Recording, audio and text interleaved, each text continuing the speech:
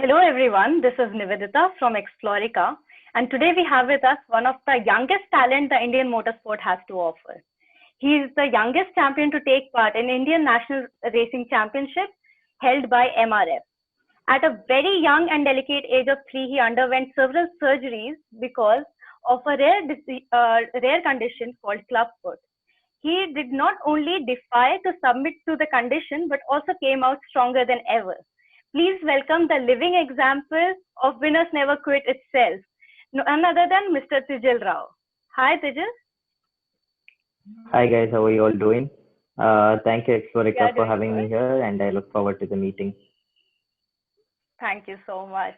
Thank you so much for your time. And how has your lockdown been so far? It's been going really well, actually. We have all been staying safe, and we have all been staying indoors, making sure we don't contract the coronavirus as usual, and also trying to stay fit as much as possible and take advantage of these 8 months of break that we get, where we're not actually being on the racetrack and we actually have time for ourselves and other things as well. Also having been hosted, also having been a huge gaming fanatic myself, where I do a lot of simulator work and also have a lot of fun on the sim almost every single day. We also did host one of the first simulator races and esport challenges in India from our company called Iron Racing. So yeah, I think we had fun in this lockdown with about 60, 70 people coming in into our league, and we had a lot of fun during the time. It lasted for about 12 weeks. So after that, now it's all back to racing. Finally, hopefully with the new normal continuing, we have our racing season starting up. I'm looking forward to that as of now. It is good to hear you didn't let lockdown come in the way of your positivity. So, as I know about you, you are a man of many talents. Before stepping into motorsport racing, you had a dynamic history of being a swimmer and basketball player as well. So, how did this transition from a basketball player to a motorsport racer take place? So basically, when I was young, I used to be a really active kid and, always jumping around here, there, always used to be very active. So I used to always like playing with things as such and, always uh, being really active. So I used to love basketball, and then there was a slight inclination towards that side. And then I did that for about 2 years or so. And then, later on, once I got into a race car, that's when I decided, okay, this is exactly what I love and this is what I want to do. Until then I was just exploring, finding what I really like in terms of sports. But again, when it came into karting, I didn't really think of it as a career or anything as an option when I basically started it. I was just having fun. But then later on, yeah, the natural transition happened to motorsports. I was a swimmer before as well. I did that also about 2 years or so. After that, I did have a bit of a problem with my breathing because I'm not really, uh, my lungs are not really that clear all the time. So basically, I had a bit of a breathing issue. That's why I had to leave swimming. But yeah, I love swimming as well. Even nowadays, I like to go for a quick swim here and there.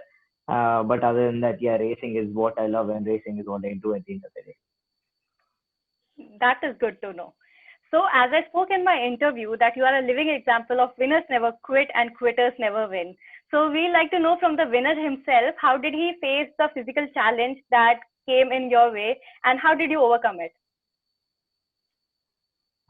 So basically, as you said, I did have this condition called the clubfoot when I was born.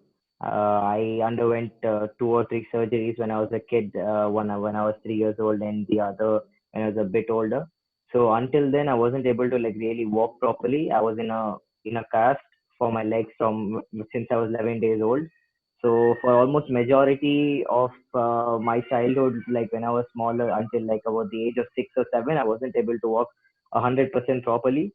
But as usual, I used to be really hyper, so I used to do everything like a normal kid would do, run around everywhere and everything.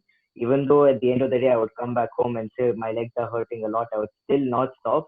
And because I was so hyper, I used to always keep roaming around the house and doing all kinds of naughty stuff. So yeah, that's basically how hard it was. And in motorsport, when I started, basically, it was quite hard because my leg doesn't you know bend as much as everybody else does. So reaching the pedals and pressing them as hard as you need to be pressing, and the force that we apply in these cars is really hard. And as a in motorsport, we don't really realize, but it's a really high performance athletic kind of thing where you lose actually 3 kilos after each and every race. So me being also physically challenged earlier on in my life, I had a bit of an issue. But then, as you know, as you said, I would never quit, and then I just try to like overcome it as much as I could. Like I just kept on pushing, try to keep improving, and then I improvised here and there, made a bit of a difference in my driving style, and then that just helps uh, overcome these challenges. Even now, when I drive for too long, I do come back home and I do have a lot of leg pain compared to the others. It does hurt a lot because of the surgeries and all these things, but it doesn't stop me. I still get back the next day and then we drive. After like for a whole week, a whole race weekend is over when we have driven for almost about 500, 600 kilometers a weekend. Then I come back home and then until then I keep pushing. Then I come take rest for 2 days and then I'm back to my college or studying or wherever it is. It is good to know you came out of it with such high spirits. So, as you said, you put very calculated efforts into your pedal, unlike others who just push it to their limits. So, acing that also is an art. So, would you like to put some more light into it? So basically, not too much of a difference. The only thing is, I just had to get used to the pressure, and then I had to also work on my legs at the time because even right now I'm quite thin, and also like I had to go to the gym and I had to work out more towards my legs and also increasing the strength towards that. Most of the people they use their ankles in order to brake, but I have to use my Exactly. complete foot in order to brake because of my condition. So what that basically means is I'll have to put the whole feet on the brake or on the accelerator to brake and do things what everybody else does.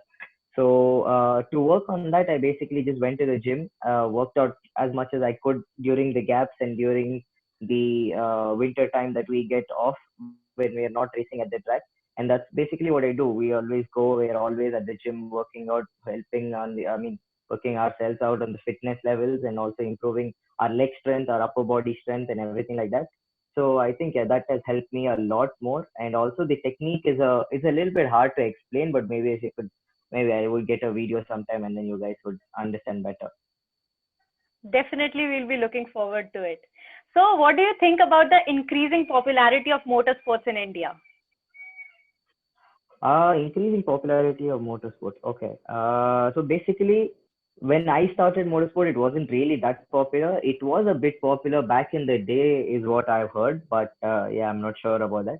But right now, it is increasing. People are starting to look at motorsport as a career option, or at least as a proper motorsport. For example, what Mr. Kiran Rijiju is doing for our motorsport industry is helping us a lot Exactly. as athletes in upbringing and also showing India that there is also other sports other than just your regular cricket or football or kabaddi or whatever it is. He is letting us explore different sides of sports. So that's helping a lot in India, and I think there are really new people and really differently abled people, but more inspirational people as well coming into our sport, and also who provide a lot of opportunities to us and to newcomers into the sport basically. That's helping us a lot.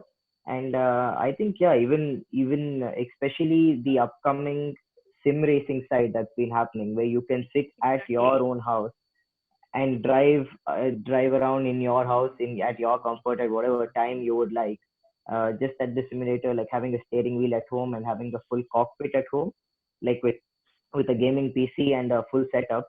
Is this basically what I drive as well? That also keeps people connected to what we do, and that helps them understand what Exactly. we do at the real track as well. So that's helping a lot in increasing the popularity of the sport. I'm thinking. It does that. So, as you said, you started with karting and slowly climbed up the ladder. So, would you mind explaining to our viewers what are the different vehicles and how they differ performance wise and in the way they are formed so that they can understand these competitions better? Okay, so basically there is about two. two or now right now three different karting categories that you have. Karting is basically the most basic step to get into motorsports. So this is one of the basic things that every single athlete does in his career for at least a year or more than that. If you start young, you can start at the age of 10, if I'm not wrong, at the age of 10, and all the way up to 16 or 17 or whatever it is. There is no age limit on till when you can stop karting, but there's a minimum age limit that you need to reach to get into these go karts. So basically, there are two or three different types of go karts that you can drive. One is called a four-stroke kart. That's basically what we all get to drive at our local go kart track. It's called a four-stroke kart. It doesn't have it has about 7 bhp on at the maximum rate, and then that's what we all get to have fun with. They do some races in these karts as well professionally, but I haven't personally participated in any of them, so I'm not too sure about it. But there's another category of karts called the Rotax karts. The Rotax karts are basically more towards the international side of things. They are the international karts that come into India, and we race them over here in our championship. So basically, what we race over here is equal to or similar to the cards that we drive internationally in Italy or Europe, or in different Yes. categories all around the world. So these Rotax cards, they have about 24 bhp to all round to 27 bhp. So they have different chassis and different things like this, but that doesn't matter. At the end of the day, they are all combined into one category. So that is called the Rotax category, and that's what I have done my racing in for 1 year. Basically, what happens in this is that this is a complete national championship that happens in Bangalore right now, and is organized by a few people. So basically, what you can do is you can enter the championship. You can basically learn through all the basics that you need to learn. They have a lot of training schools that happen throughout the year, and whoever is interested or whoever is passionate in this can come try their hand at it. And if they feel they're good enough, and if they have the budget to come and race in any of these, they can definitely come in here and take part in other championships. They also have a new category that has been introduced in India called the X30, which is similar to the Rotax cards, but they are a bit slower apparently. So I haven't driven them yet personally, but these are the different championships that a common man can enter. So basically, you'll have to go through a few training schools, and maybe a professional team will help you through getting through one of these. And then yeah, you can definitely come here, and anybody can drive with these days. There's no restriction unless you meet the age limit. You can come in and you can drive, and yeah, these are the different categories that are there. And then later on, we are moving up after you finish karting. Is basically called there's two options. One option is formula cars, and the other option is saloon cars or GT cars as they're called.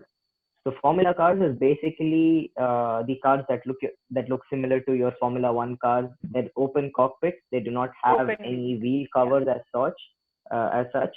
And so basically, like the wheels are all open, and then they look more like something that came out of a movie or like some fighter jet kind of stuff. But yeah, that's how they look. Saloon cars are basically like closed cockpit where you have a roof completely over your head. And yeah, I mean, even these are the two different types of categories that you can drive in India. As of now, there are three major categories that you can drive in.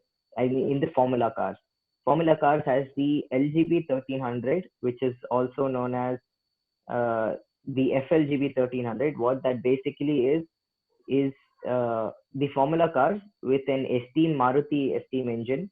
But these cars weigh only about 530 kilograms, so they're pretty fast. And this is one of the most basic Formula cars that you can get into and you can race in India. These cars have like a 4-speed manual head shifter pattern gearbox, and also have about 95 to 100 bhp. So they're pretty fun to drive, and they're pretty fast as well.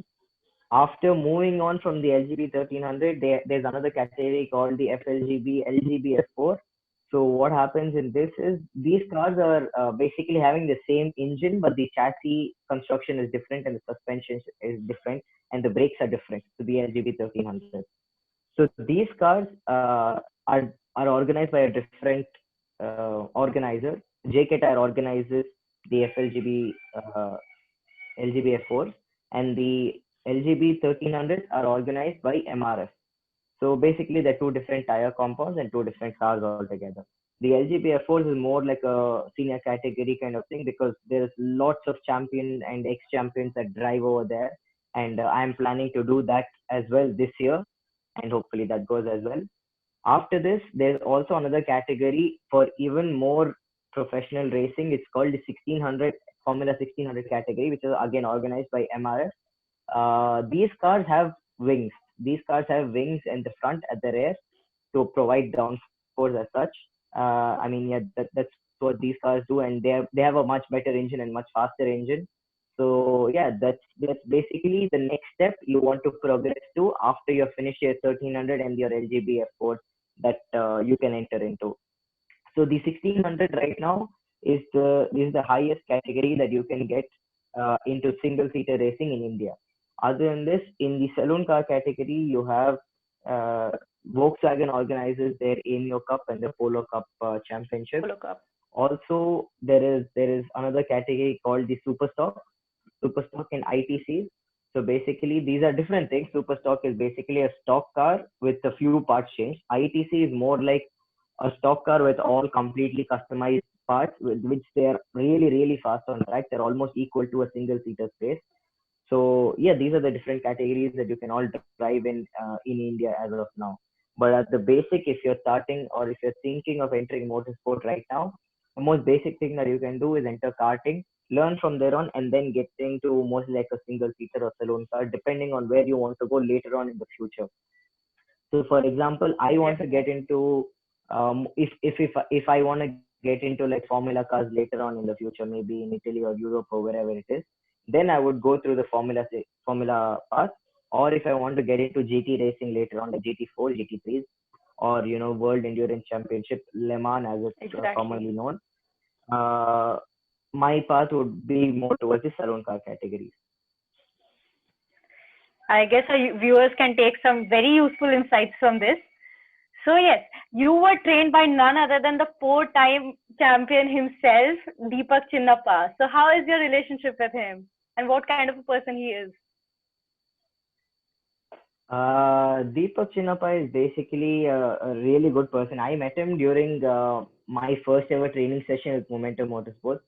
In all honesty, I had no idea who he was because I was a very newcomer into all of this. But later on, when they explain and then the details that he provides onto your driving, he's really observant, and then he basically comes to you, and as a driver coach, what he does is he comes, he watches you what you're doing on track, and he teaches you how you can improve your race skill, and or how you can better your timing, how you can better your technique is what he teaches.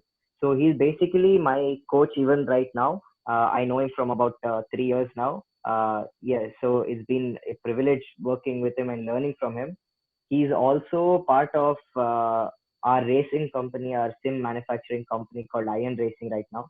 So me and Deepak have a really close relationship. We have, I mean, we do have multiple places that we engage with, and yeah, that's what we have our sim racing thing that we all do together.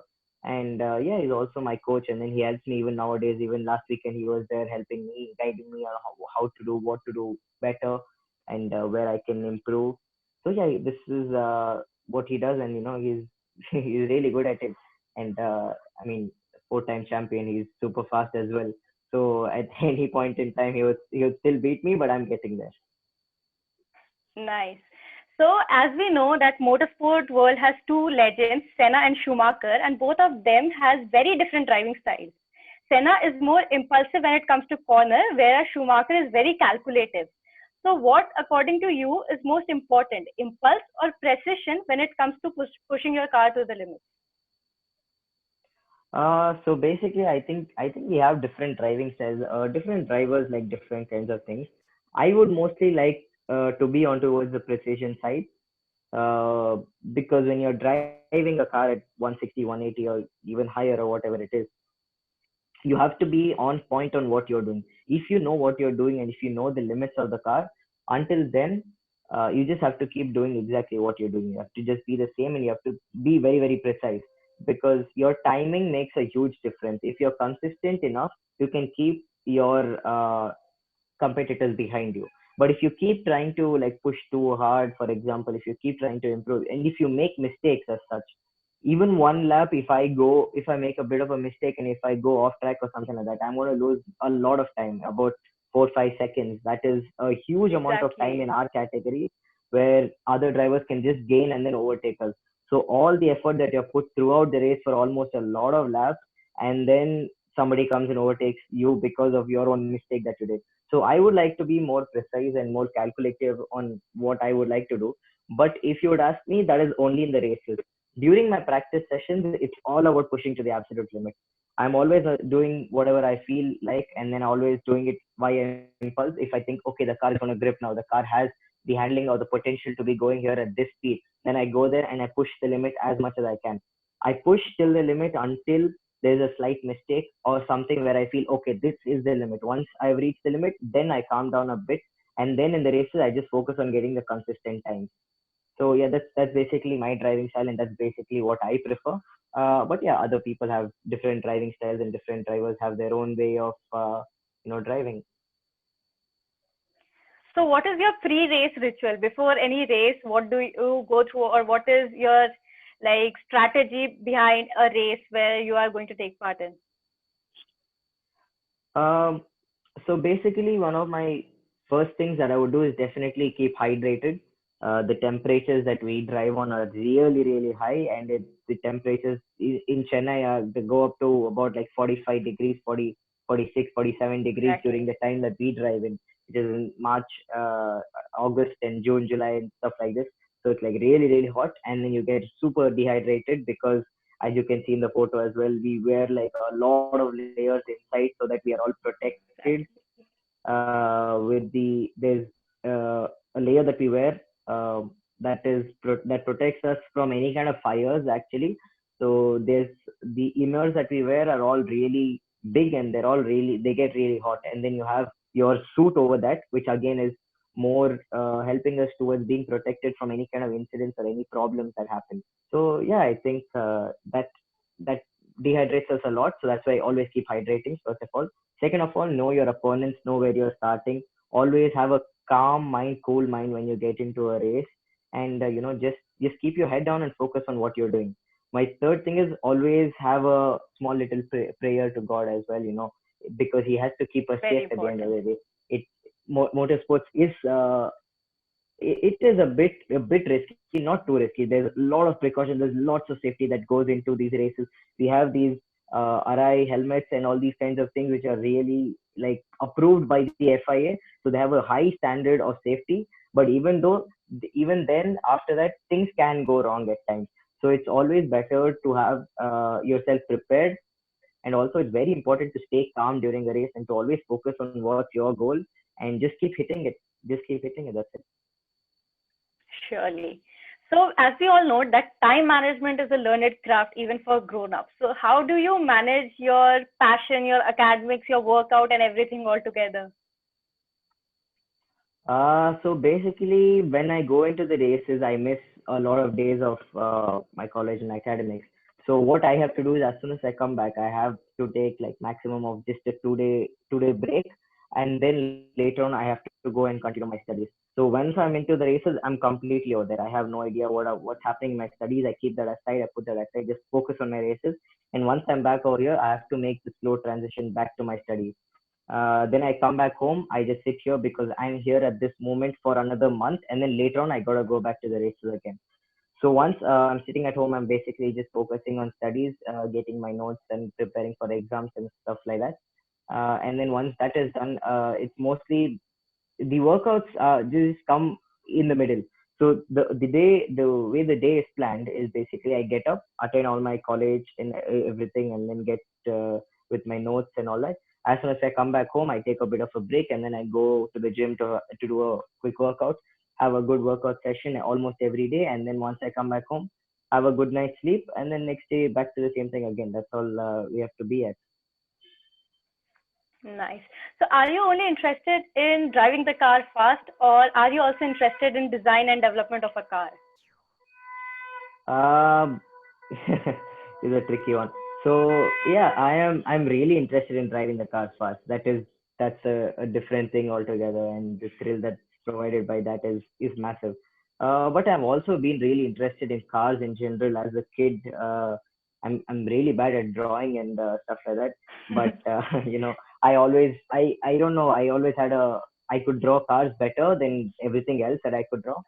So yeah, I mean, I do like designing things and stuff like that, but mostly into cars. I really like car designing or anything like that, because once I look at a car, I feel, oh my god, this is a really good part on the car, or this is something that out of the blue in a car or anything like that. That does fascinate me, but I think driving a car fast would be my priority any day.